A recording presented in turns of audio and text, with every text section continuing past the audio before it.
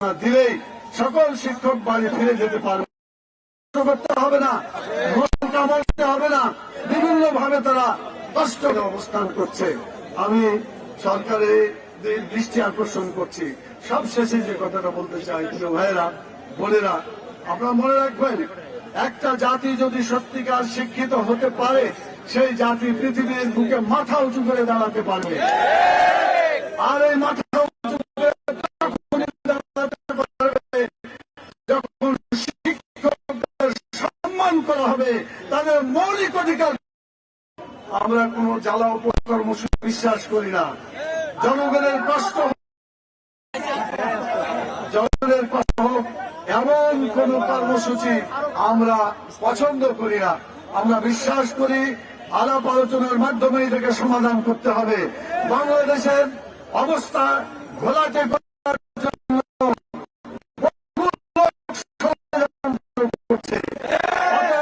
সেই ষড়যন্ত্র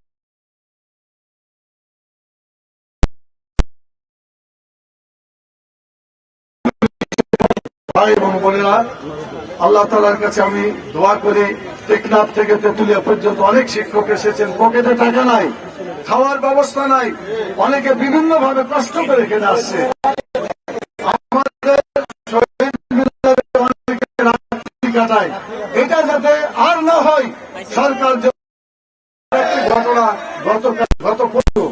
গত পরশুই তো শিক্ষকদেরকে গতকালকেই আমরা যখন দেখলাম টিয়ার সেলের ছবি পত্র পত্রিকায় দেখলাম, অনেকের লাঠি পেটা করা পর্যন্ত হয়েছে, রক্তাক্ত করা হয়েছে এবং কাউকে গ্রেফতার ছেড়ে দিয়েছেন।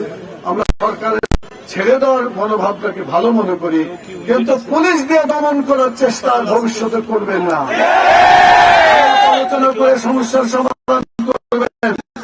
পুলিশকে বেধড়ক লাঠি পিটার এই অধিকার মোটেই দেওয়া উচিত না।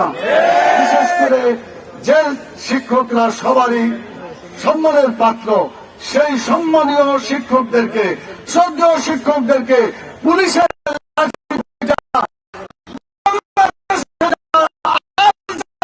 হতে পারে সংগ্রামী ছাত্র বন্ধুগণ, আরেকটি কথা না বললে নয়, কিছু শিক্ষক আছেন যাদের এমপিও আছে, অধিকার প্রতিষ্ঠা করে কাজ করছে। অসংখ্য প্রতিষ্ঠাকে এখনো এমপিভুক্ত করা হয় না।